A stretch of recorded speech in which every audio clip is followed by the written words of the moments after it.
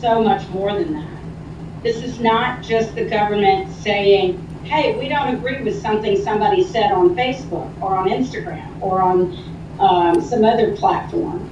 This is about the government engaging in a widespread enterprise to censor people's speech that it disagreed with. And so it doesn't matter what side of the aisle you're on, that ought to scare people. When it comes to content moderation, about dangerous, harmful content online, what do you believe should be the government's role in addressing that?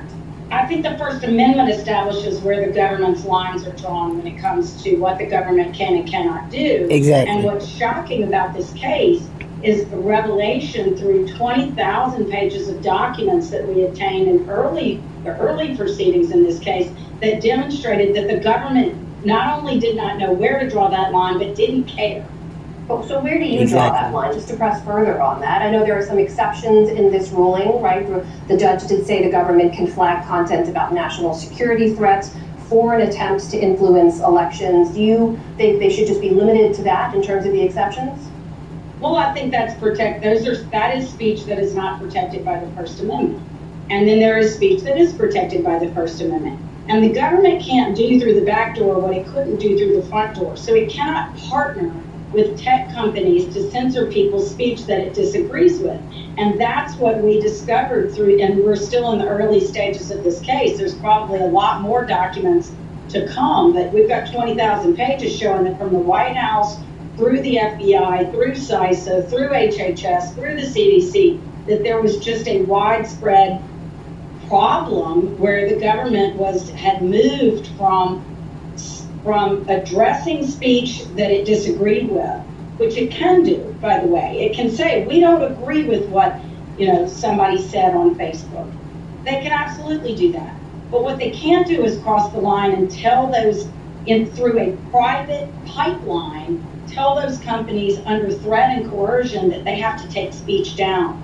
Critics have said this is a very broad ruling, that it doesn't necessarily add a lot of clarity to where some of these lines are. So I want to ask you how you view some of these issues. We talked about national security threats. What about election misinformation? For example, posts about the 2020 election being stolen, which are provably false, and we know you lying real world violence.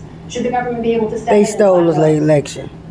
We have established jurisprudence on what is protected speech and what's not. Do you believe this is protected speech, spreading that 2020 election lie? I think that's not a lie. They stole it. Whether people go out on Facebook and say that or not. And when the government starts deciding what we can and can't say, we have a huge problem. Period. And that's what we saw in this case, that the government actually is quoted in these emails as saying that people shouldn't be able to decide their own facts. I just want to be clear here. Right, you ain't supposed to have a brain. You do believe people should be able to spread misinformation about the 2020 election. Is that what you're saying? I'm saying the government doesn't get to decide what it thinks is misinformation.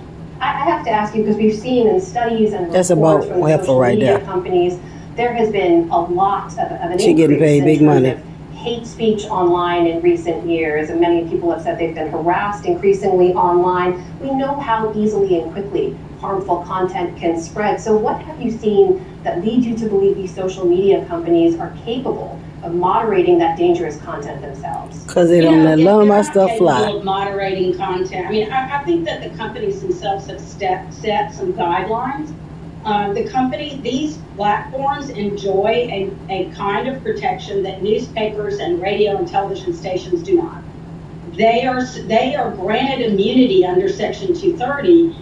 So I think that it is a more complicated problem. If they're going to edit and they're going to censor people, then they are essentially not in compliance with Section 230. Now they become editors. Exactly. So, does government get to step in and actually force them to censor speech that government couldn't otherwise censor on its own? That's the real question in this case. That's the real question. It's not about whether these companies are capable of censoring speech adequately on their own. It's whether government under the First Amendment could do it in compliance with the Constitution, and it can.